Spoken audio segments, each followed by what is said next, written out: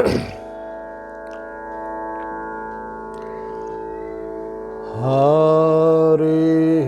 ओम। भद्रं कर्णेभिः शृणुयाम देवाः। भद्रं पश्येम क्षाभिर्यत्राः स्थिरैरङ्गैस्तुष्ट्वा गुंसस्तनूभिर्व्यसे महिदेवहितं यदायुः विश्वानि देवसवितुः दुरितानि पराशुभ यद्भद्रं तन्न आशुभ कर्पूरगौरं करुणावतारम्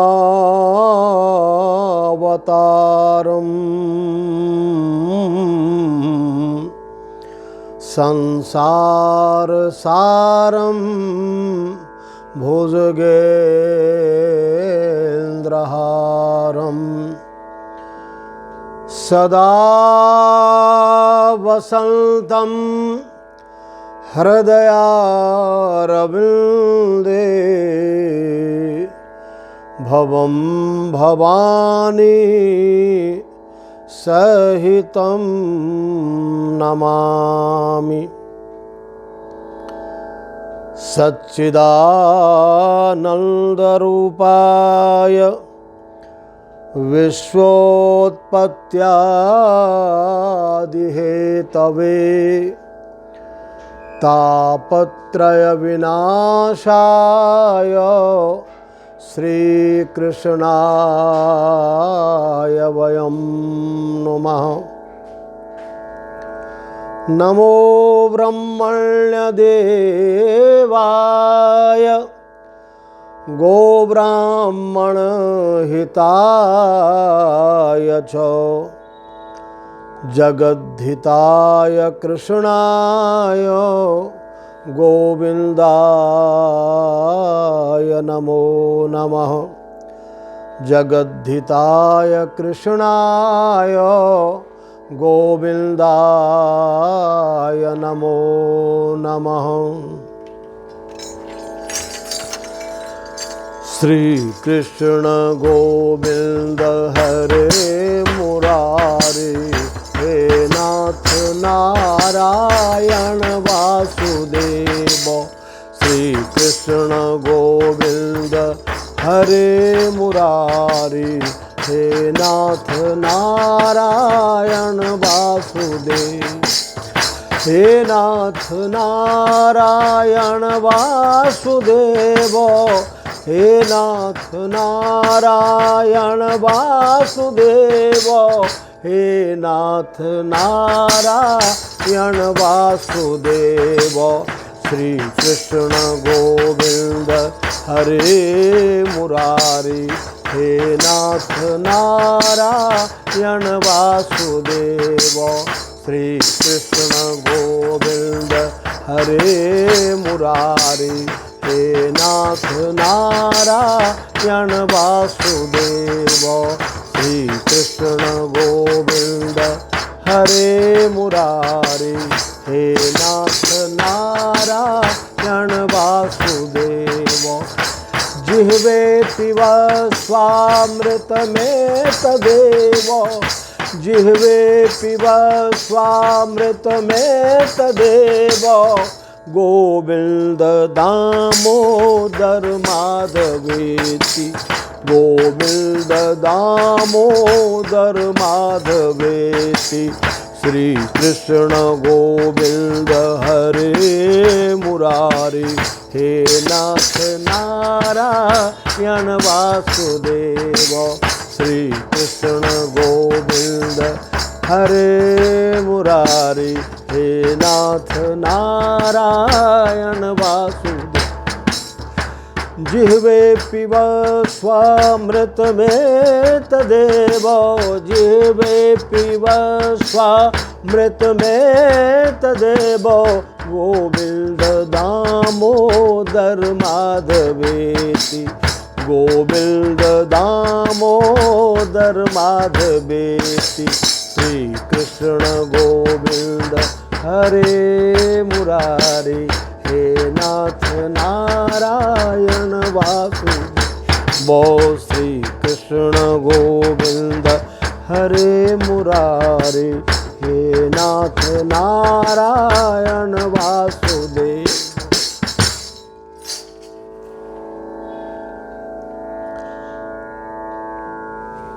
परमात्मा की बहुत कृपा है,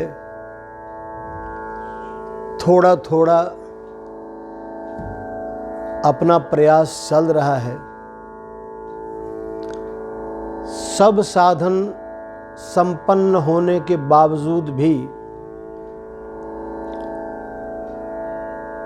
मैं आपके लिए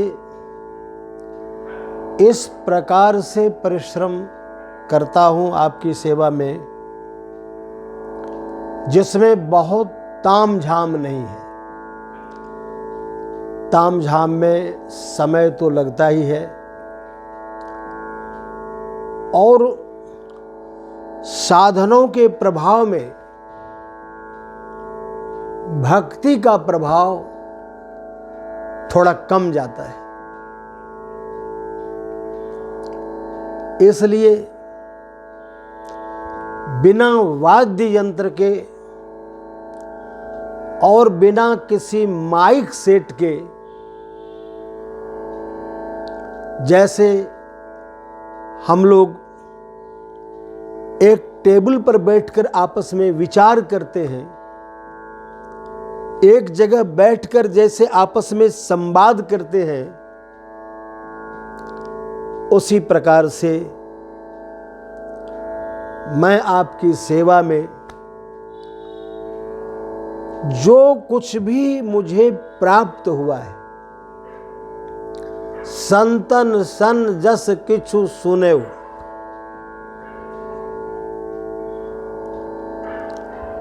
मेरा जो यह जीवन है, यह जो शरीर है,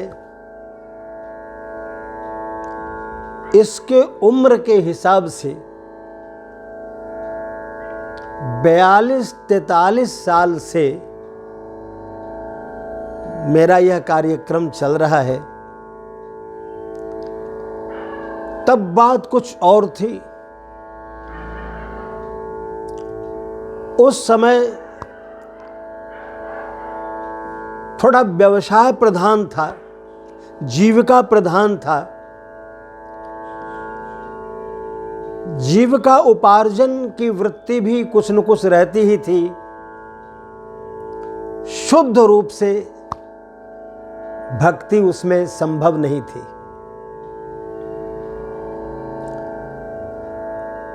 अभी केवल अपनी आत्मा की शुद्धि और जीवन की संतुष्टि के लिए प्रयत्नशील हूं, तो मुझे विशेष आनंद मिल रहा है। ऐसे जब आप आग्रह पूर्वक मुझे बुलाते हैं, तो मैं आपके यहां जाकर भी सेवा करता हूं, फिर भी मेरा ध्यान यहां टंगा होता है।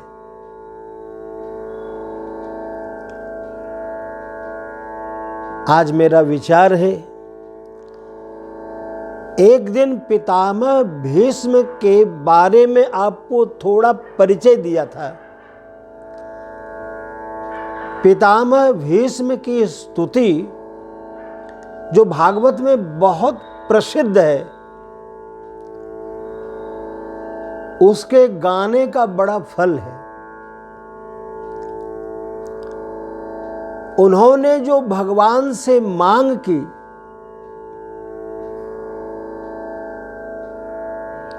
चार चीजें उसमें प्रधान रूप से उन्होंने कही है, जिसमें पहला तो इति,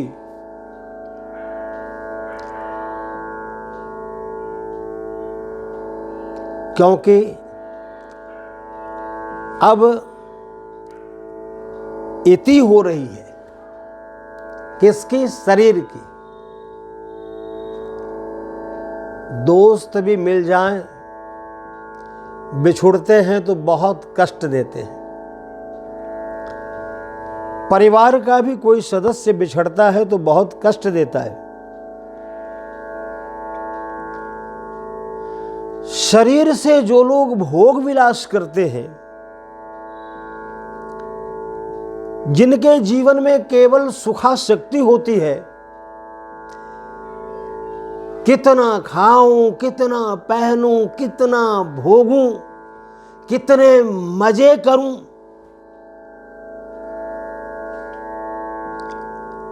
ऐसा व्यक्ति भी जब मरने लगता है तो तकलीफ तो होती ही है। यह शरीर कितने दिनों से मेरे साथ था, कितने मैंने मित्र बनाए, इसी शरीर को साधन बनाकर कितने भोग के साधन अर्जित किए,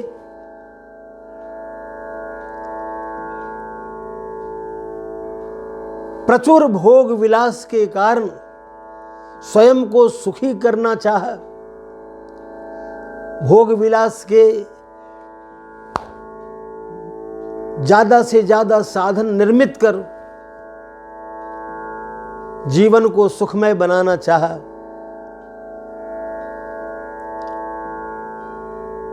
यद्यपि ऐसे लोग शरीर का मोल नहीं समझते,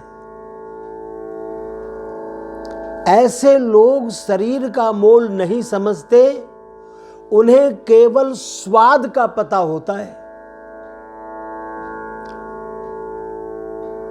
वासना का स्वाद हो, विषय रस का स्वाद हो, श्रवण का स्वाद हो, घ्राण का स्वाद हो, दृष्टि का स्वाद हो, सुंदर से सुंदर, प्यारी से प्यारी चीजें देखने को उत्सुक रहते हैं, सुस्वादु भोजन करने की चेष्टा में लगे रहते हैं। बढ़िया बढ़िया सुगंध, बढ़िया बढ़िया सुगंध कि उनकी इच्छा रहती है।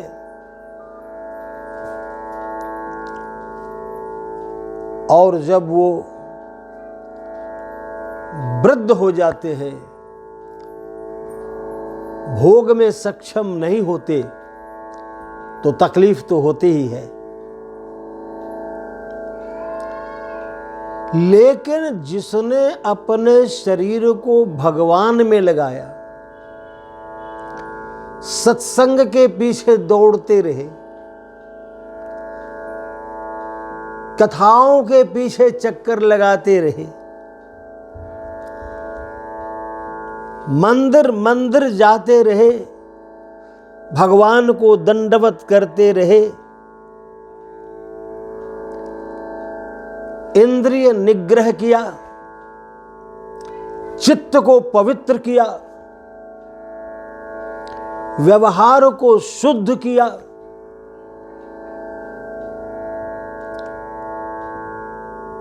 जो भी उनके कर्म है उसको निष्काम किया,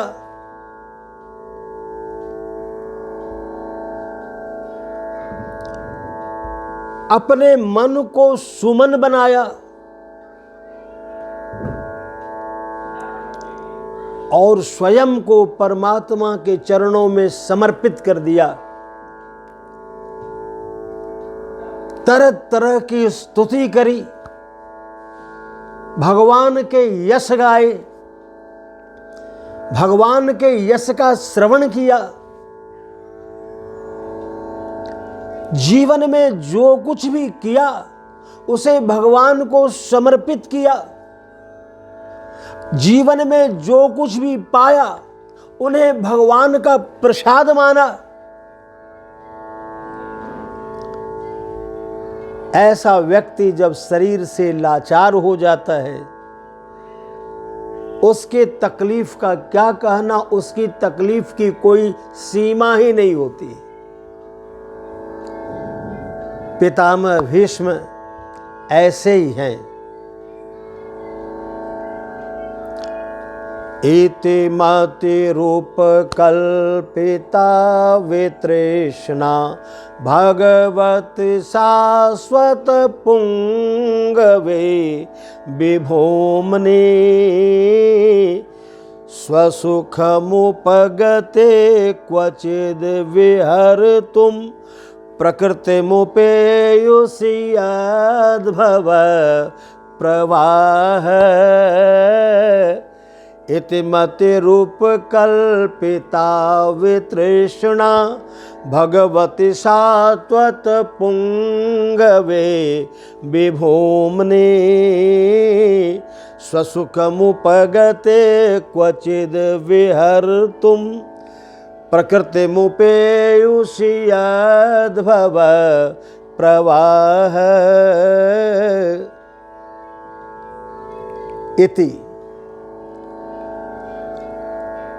इति शब्द से वो कहना चाहते हैं द एंड।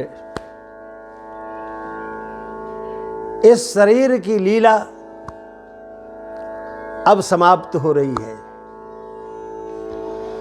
बहुत कीर्तन किया, बहुत नर्तन किया, बहुत मंदिरों में जाकर दर्शन किया, योग किया, प्राणायाम किया, अभ्यास किया, वैराग्य किया,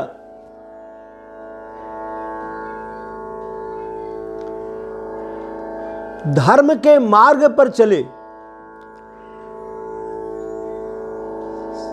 कोई भी कदम बहकने नहीं दिया।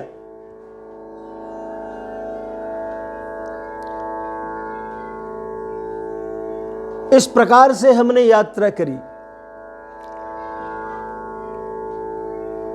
बहुत खुश था कि जीवन का सदुपयोग हो रहा है,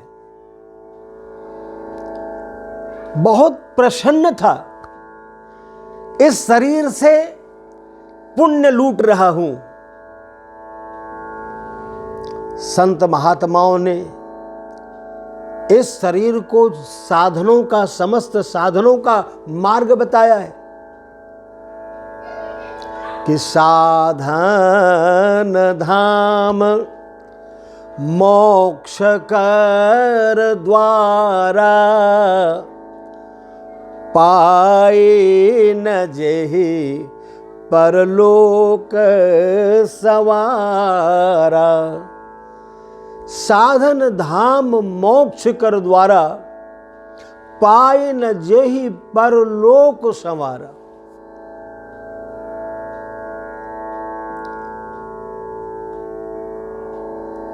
लेकिन ज्यादा से ज्यादा लोग तो ऐसे होते हैं कि इस साधन का पता ही नहीं चल पाता उनको। यह सुंदर साज तो मिल गया, लेकिन इसको कैसे बजाना चाहिए, इसको किस राग में बजाना चाहिए, इसका अनुभव ही नहीं हुआ है। तो यह मोक्ष का द्वार, बड़ी शक्ति है इसमें, बहुत ताकत है इसमें। आप चाहो तो अपनी इच्छा अनुसार यहां से ट्रेन पकड़ सकते हो। स्वर्ग के लिए भी गाड़ी जाती है, अपवर्ग के लिए भी गाड़ी जाती है, शिवलोक के लिए भी गाड़ी जाती है, ब्रह्मलोक के लिए भी गाड़ी जाती है, गोलोक के लिए भी गाड़ी जाती है। और वह गाड़ी कौन सी है भाई? वह गाड़ी आपके कर्म ही है। उस कर्म को आप किधर ले जाना चाहते हो?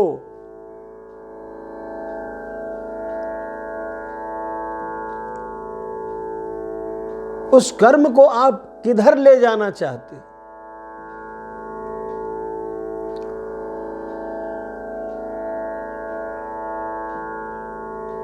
हे प्रभु, आज जो यह स्तुति मैं कर रहा हूं, हो सकता है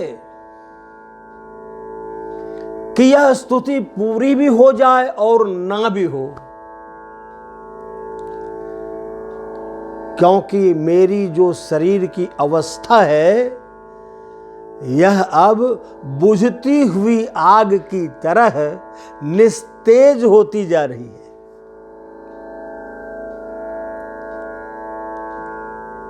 भगवान श्री कृष्ण ने जब देखा तो उन्होंने भी ऐसा ही कहा।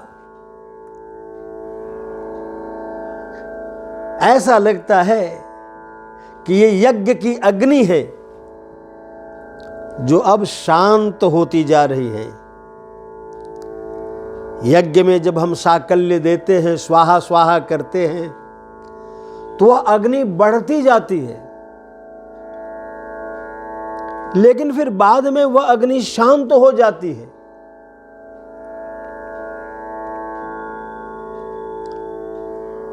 पितामह भीष्म भगवान श्री कृष्ण की तरफ देख रहे हैं, और यह कैसा सौभाग्य है कि जीवन का जो अंतिम क्षण है, भगवान श्री कृष्ण सामने खड़े हैं। भगवान श्री कृष्ण सामने खड़े हैं।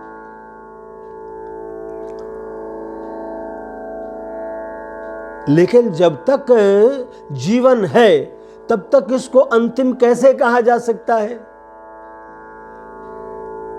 यह शरीर कब छूटेगा, कितनी देर में छूटेगा, इस बीच में कहीं भगवान श्री कृष्ण निकल गए तो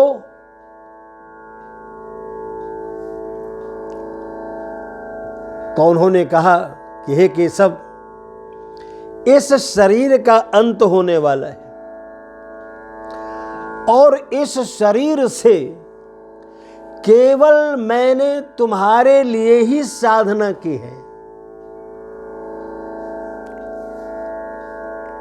यह तो समय की बात है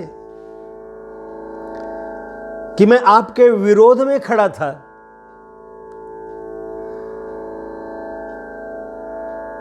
लेकिन मेरे विरोध में खड़ा होने के पीछे जो दिव्य कारण है,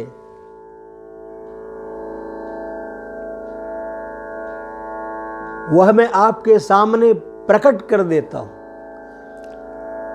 यद्यपि आपके सामने प्रकट करने की कोई जरूरत नहीं है, आप तो सब जानते हो।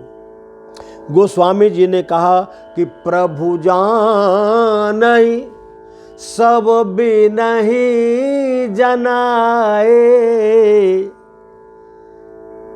क्या पाखंड करना, क्या दिखावा करना? भगवान को दिखावा पसंद है क्या?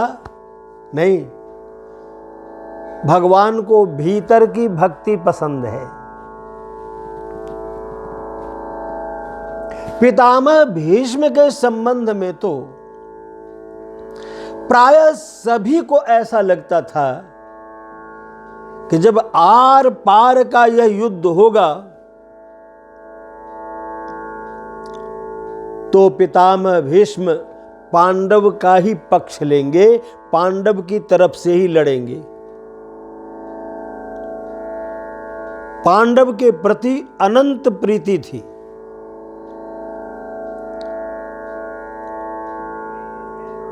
उनका धर्माचरण उनके पावन कर्तव्य, उनके सुंदर सुंदर वचन, तप पूर्वक धर्म पूर्वक उनकी जो जीवन पद्धति थी,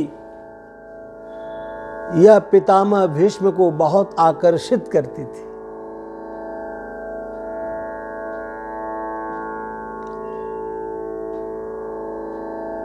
हस्तिनापुर की गद्दी तो एकमात्र बहाना था कि मैं गद्दी से बंधा हुआ हूं। पांडव भी हस्तिनापुर के हैं और कौरव भी हस्तिनापुर के हैं। यदि उस गद्दी से बंधे हुए हैं तो पांडव के साथ लड़कर युद्ध जीतकर गद्दी पर अच्छा सच्चा और धार्मिक राजा को बिठा देना, यह भी तो हस्तिनापुर का हित होता। दुर्योधन जैसे व्यक्ति को जिताकर राजसत्ता पर बिठा देना, यह कोई हस्तिनापुर का हित थोड़े था। हित तो तभी होता जब पांडव उस गद्दी पर बैठते, पांडव उस गद्दी को संभालते। पितामह भीष्म को मालूम भी था कि गद्दी पर तो पांडव ही बैठेंगे, मेरी प्रतिज्ञा भी पूरी हो जाएगी और पांडव को राज्य सिंहासन भी मिल जाएगा। और सबसे बड़ी बात यह होगी कि जब मैं पांडव के विपक्ष में खड़ा रहूंगा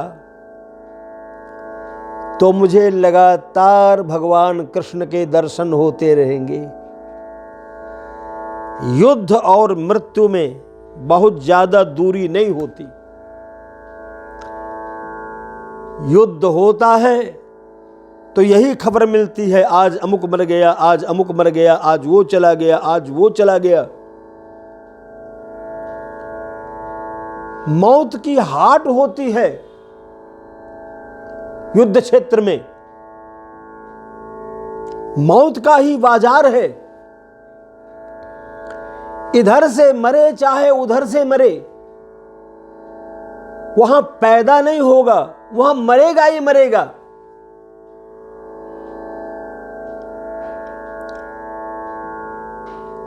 क्या पता जीवन का कब अंत हो जाए। पितामह भीष्म निश्चित कर चुके थे, मैं चाहे किसी तरफ से भी लड़ूं, कृष्ण तो पांडव के तरफ से ही लड़ेंगे और पांडव को ही जीत दिलाएंगे। क्योंकि पांडव धर्मात्मा हैं, पांडव तपस्वी हैं, पांडव सदाचारी हैं।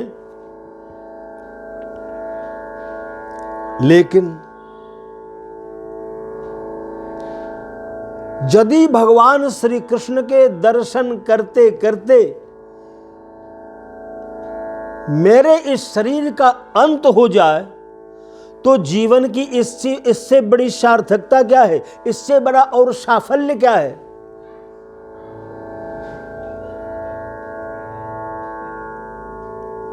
बहुत बुद्धि से उन्होंने चुना कि मैं पांडव के विरोध में लड़ूंगा, विपक्ष में लड़ूंगा और भगवान श्री कृष्ण के दर्शन करता रहूंगा।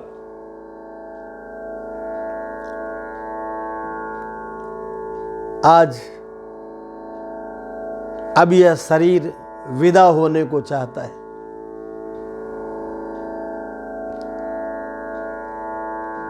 हे माधव, शरीर से बहुत अच्छे अच्छे कार्य हुए हैं। इस शरीर ने हमको बहुत साथ दिया, चाहे धर्म क्षेत्र हो, चाहे कर्म क्षेत्र हो, चाहे युद्ध क्षेत्र हो, चाहे ज्ञान का क्षेत्र हो, इस शरीर ने मुझे बहुत साथ दिया। इस शरीर के द्वारा मेरा जीवन बहुत लाभान्वित हुआ। यही वजह है कि आज मैं इस योग्य हुआ हूं कि मैं अपना जीवन आपको समर्पित कर सकूं। जीवन के अंतिम क्षण में मैं आपके दर्शन कर सकूं। इति मति रूप कल्पिता वितृष्णा। मति पितामह भीष्म कहते हैं, धन चला जाए, परिवार चला जाए, चाहे कोई बड़ा से बड़ा नुकसान हो, चाहे स्वास्थ्य चला जाए,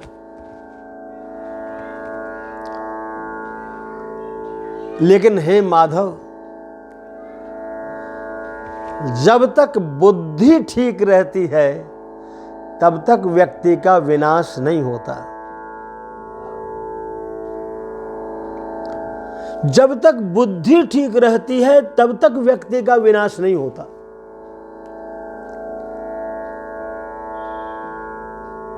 जब तक आपकी बुद्धि सही है, समझिए भगवान की कृपा बरस रही है। जिस दिन आपकी बुद्धि बिगड़े तो समझ लीजिए आप परमात्मा से दूर हो गए, आप परमात्मा की नजर से ओझल हो रहे हैं।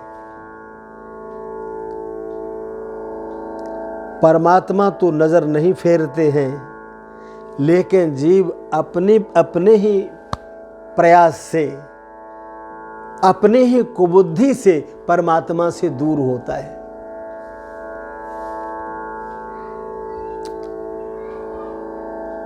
पितामह भीष्म की बुद्धि अत्यंत सुंदर है, अत्यंत पवित्र है। अनेक साधनों के द्वारा व्यक्ति अपनी बुद्धि को शुद्ध करता है। उसमें सबसे जो बड़ा साधन है वह सत्संग है। सबसे बड़ा साधन सत्संग है। जाड्यम धियो हरति सिंचति वाचि सत्यम मानोन्नतिं दिशति पापमपाकरोति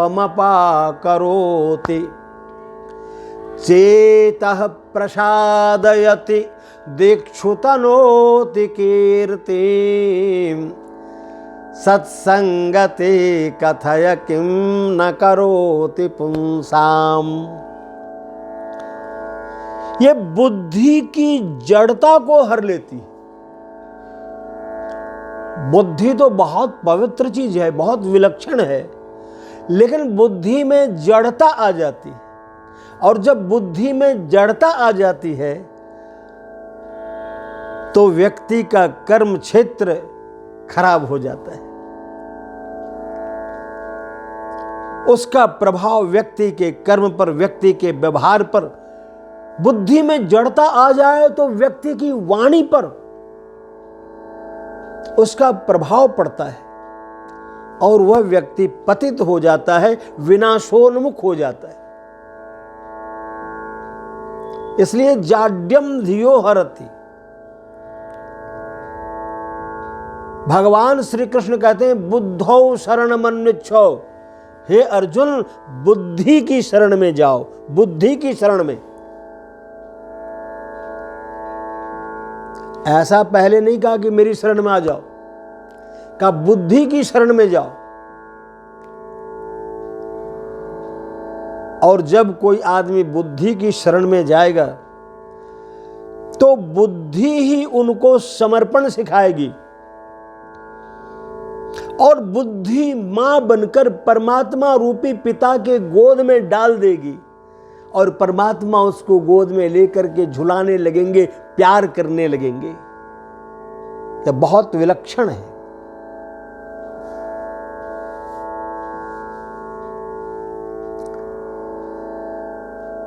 पितामह भीष्म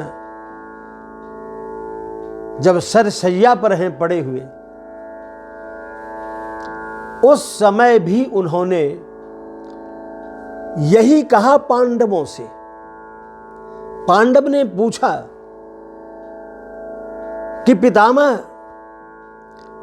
आपका शरीर जब तक त्याग नहीं होता है, जब तक आप इस शरीर में हो, तब तक के लिए मैं आपके लिए क्या व्यवस्था कर दूं, कैसा प्रबंध कर दूं?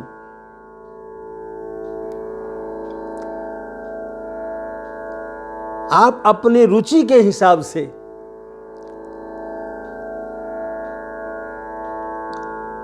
कोई कहता कि डॉक्टर बुला दो, दवा की व्यवस्था कर दो, कोई कहता कि हमारी सेवा करो, हम बहुत दुखी हैं। लेकिन पितामह भीष्म ने वहां पांडवों से सत्संग मांगा, सत्संग की याचना की। उन्होंने कहा कि सब लोग बैठ करके, क्यों, नित्य सत्संग का बड़ा महत्व था। नित्य यदि सत्संग होगा तो आपका पतन नहीं हो सकता।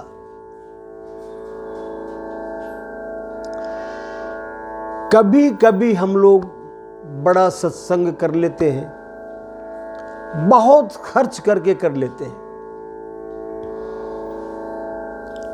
आजकल बहुत खर्च होते हैं सत्संग में, इतनी लंबी, इतनी ऊंची दक्षिणा,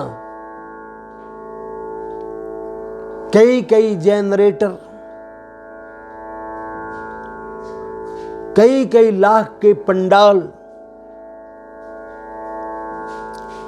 सुंदर से सुंदर व्यास गद्दी, वह तो खैर भगवान का ही आसन है, सुंदर से सुंदरतम होते ही है, होती है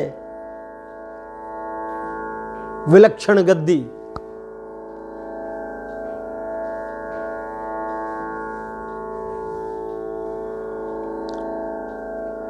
वाद्य वगैरह की व्यवस्था,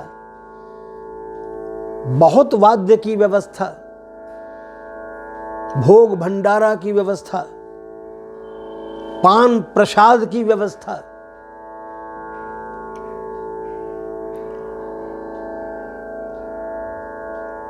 महंगे से महंगे कलाकार और कई पंडित, बहुत बड़ी व्यवस्था होती है। 2-4 लाख 5 लाख का कोई मोल नहीं होता वहां पर। लेकिन उसका प्रभाव कितना दिन रहेगा? 10 दिन, 20 दिन, 25 दिन, महीना दिन। कोई यदि बहुत ज्यादा धार्मिक व्यक्ति होगा तो 2 महीने तक। इसके बाद तो फिर वह जहां थे वहां आ ही जाएंगे। फिर उस सत्संग का कोई मोल नहीं रहेगा।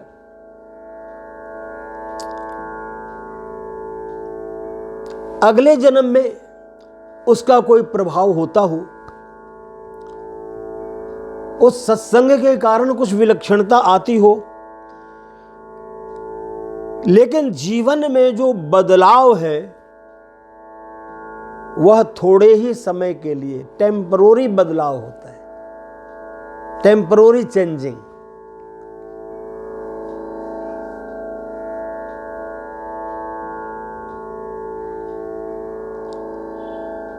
लेकिन कभी कभी यदि बड़ा सत्संग मिल गया और अपने घर का, अपने समाज का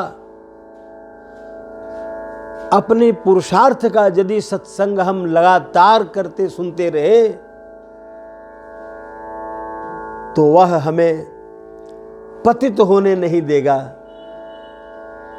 और जो मैंने सत्संग सुना है उसका प्रभाव कम होने नहीं देगा। हमारा बड़ा लाभ होगा, बहुत फायदा होगा। इति मति रूप कल्पिता वितृष्णा भगवति शाश्वत पुंगवे विभोमने स्वसुखमुपगते क्वचिद् विहर्तुं प्रकृतिमुपेयुषि यद्भव प्रवाह।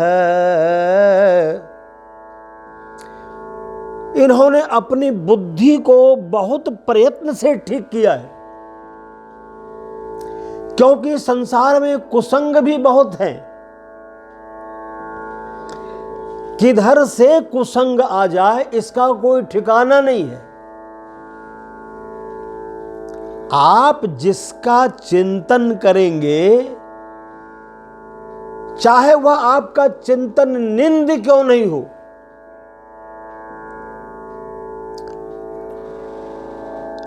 वैश्या की निंदा करते करते, उसके बारे में गलत बोलते बोलते, वैश्याएं ऐसी होती हैं, वैसी होती हैं, बिगड़ी होती हैं, समाज को बिगाड़ती हैं, इस प्रकार से चिंतन करते करते एक दिन आप उसके आकर्षण में जाकर वैश्या के दरवाजे पर खड़े हो जाएंगे। ध्यायतो विषयान पुंसः संगस्तेषु उपजायते।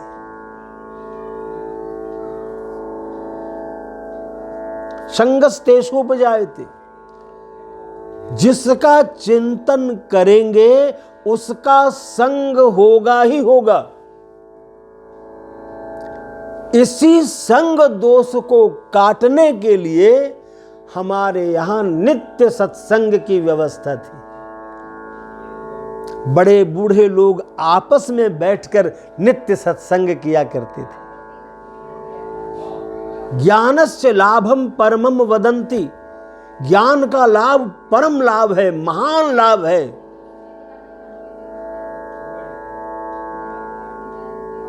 बराबर कहते हैं कि ज्ञान भी न सर्वमते न भजते न मुक्तिम जन्म सते न। ज्ञान ही नहीं है तो हम कर्म क्या करेंगे? ज्ञान ही नहीं है तो हम अच्छे कर्म को पहचानेंगे कैसे? अच्छे और बुरे की समझ कहां से आएगी?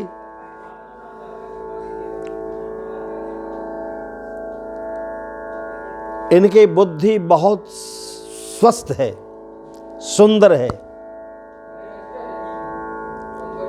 मन भी कामना रहित है।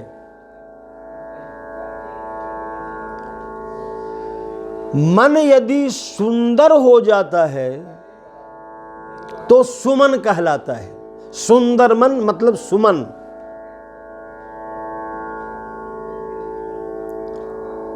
और सुमन भगवान के चरणों पर अर्पित होता है।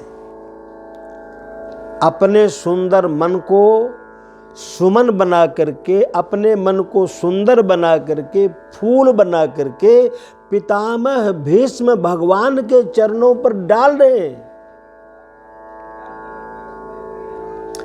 और अपनी बुद्धि को, जो बुद्धि निष्काम है, जो बुद्धि पवित्र है, जिसमें जड़ता नहीं है,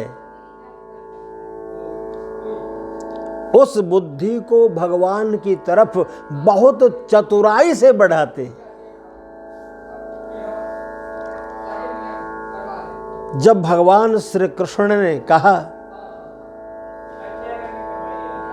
जब भगवान श्री कृष्ण ने कहा कि मांगिए आपको क्या चाहिए, आज मैं आपके दरवाजे पर खड़ा हूं और आपने सारा जीवन मुझे दिया है। कभी नाम दिया, कभी ध्यान दिया, कभी भोग दिया, कभी आदर दिया, पितामह सब दिन आपने मुझे दिया है, अब आज मेरी बारी है, आप बताओ कि मैं आपको क्या दूं। पितामह भीष्म ने कहा कि मेरे जीवन में देना ही देना रहा है और आज जीवन के अंतिम क्षण में भी मैं लेना नहीं चाहता हूं, मैं देना ही चाहता हूं। क्या देना चाहते हैं? पितामह भीष्म ने कहा, मैं कन्या दान करना चाहता हूं, अपनी कन्या का हाथ आपके हाथ में देकर मैं आपको जामाता बनाना चाहता हूं।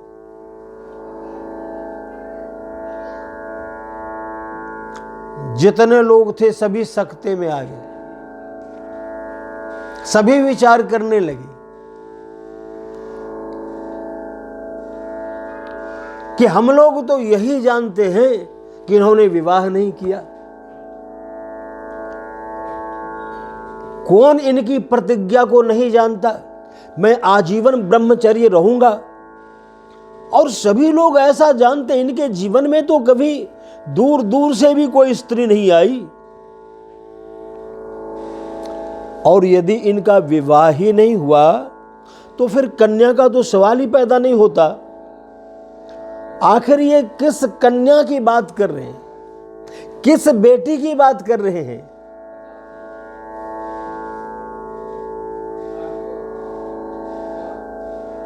भगवान श्री कृष्ण ने भी प्रश्न किया, पितामह आप तो आजीवन ब्रह्मचारी रहे, आज आपकी ये कन्या कहां से आ गई? तो पितामह ने कहा, मेरी बुद्धि ही मेरी बेटी है, मेरी मति ही मेरी बेटी है।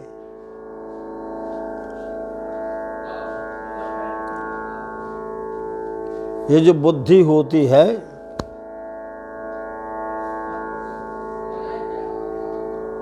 ये दुराचारणी भी होती है। जिसकी बुद्धि हर समय धन में लगी हुई है, जिसकी बुद्धि हर समय यश पद पाने की चेष्टा में लगी हुई है, वह बुद्धि दुराचारणी ही है। क्योंकि अपने तो भगवान हैं और अपना को छोड़कर पराये में लगना ही तो दुराचार है। बुद्धि तो वही पवित्र है, बुद्धि तो वही सार्थक है जो परमात्मा के श्री चरणों में लग जाए। तो मेरी बुद्धि ही मेरी कन्या है, मेरी बुद्धि ही मेरी बेटी है, और इसको मैंने बहुत सजा कर संवार कर बढ़िया बना करके इसको मैंने रखा है। इस बुद्धि पर मैंने कहीं पर भी कलंक नहीं लगने दिया, इस बुद्धि पर मैंने कहीं दाग नहीं लगने दिया। माताएं विशेष रूप से इस बात को जानती हैं, माताएं विशेष रूप से इस बात को जानती हैं। जो माता जिसकी कन्याएं होती हैं,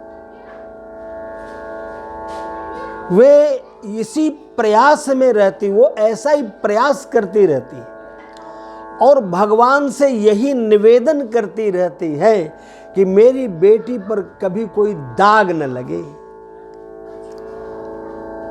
बेदाग अनुसूया के रूप में, अनुसूया करते जिसके जीवन में कभी दोष नहीं आया, दोष मुक्त जीवन, उनके रूप में मैं इसे परमात्मा को समर्पित कर दूं, उस रूप में मैं इनको परमात्मा को अर्पित कर दूं। हे भगवान, यह जो पवित्र की हुई मेरी बुद्धि है, यह मैं आपके चरणों में सौंप रहा हूं, क्योंकि अब मेरे को इसकी कोई जरूरत नहीं है। बुद्धि कुछ पाने के लिए बुद्धि से बहुत कुछ प्राप्त करते हैं, बुद्धि से बहुत साधन बनते हैं, लेकिन अब मुझे उसकी जरूरत नहीं है। ऐसे भी बहुत लोग गुरु जी के चरणों में अपनी बुद्धि दे देते हैं।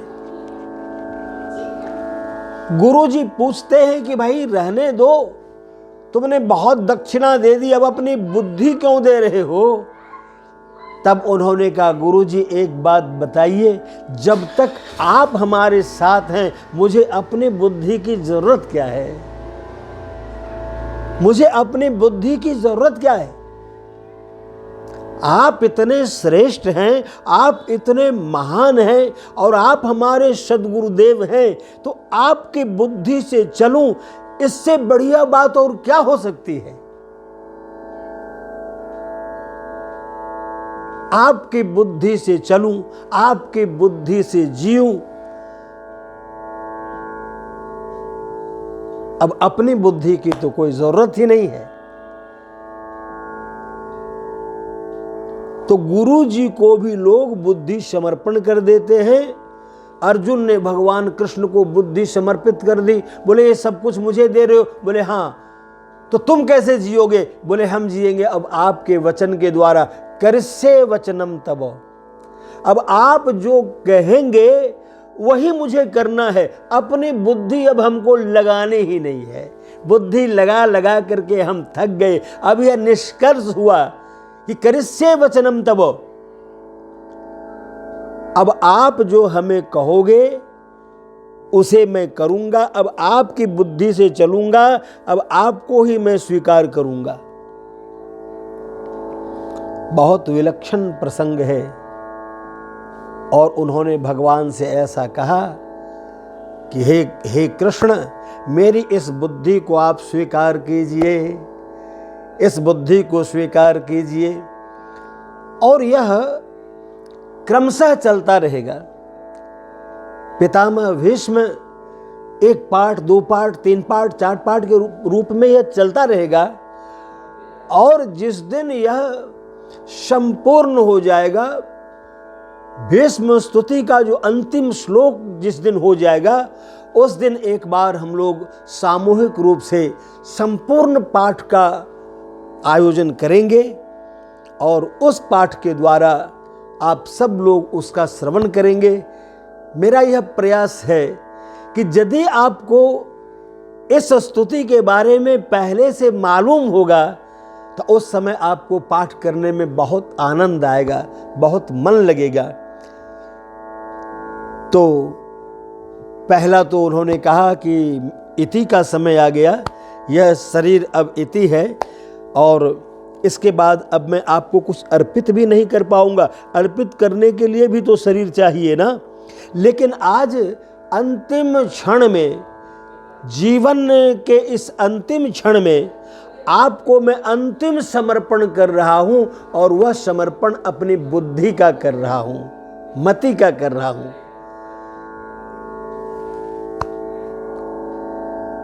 फिर जैसे ही समय मिलता है, इसका तीसरा पार्ट लेकर के मैं आपके सामने उपस्थित होऊंगा। जितने भी संत महात्मा हैं सबको नमन, भगवान श्री कृष्ण को नमन, भारत माता को नमन, सारे देवी देवताओं को नमन। आपका मंगल हो, आपका कल्याण हो। आप से यही अनुरोध है, नाम के लिए नहीं, यश के लिए नहीं। लोग ताली पिटवाते, वो भी मैं पसंद नहीं करता। बहुत कमेंट्स लोग खोजते हैं, बहुत लाइक खोजते हैं, मुझे वह कभी पसंद नहीं हुआ। लेकिन यह एक प्रयास है। दीप से दीप जले, दीप से दीप जले। अपने प्रयास से मैं जितने लोगों के पास जा सकता हूं, यदि आप मेरे सहयोगी होकर के इस प्रयास को और आगे बढ़ाएंगे, शेयर वगैरह कर करके, और यदि आप इसको आगे बढ़ाएंगे, लोगों के पास जाएगा। और यदि आपके भेजने से उन्होंने थोड़ा भी श्रवण कर लिया तो आप भी हमारे साथ साथ यह यज्ञ करता हो गए। प्रेम से बोले कृष्ण कन्हैया लाल की जय।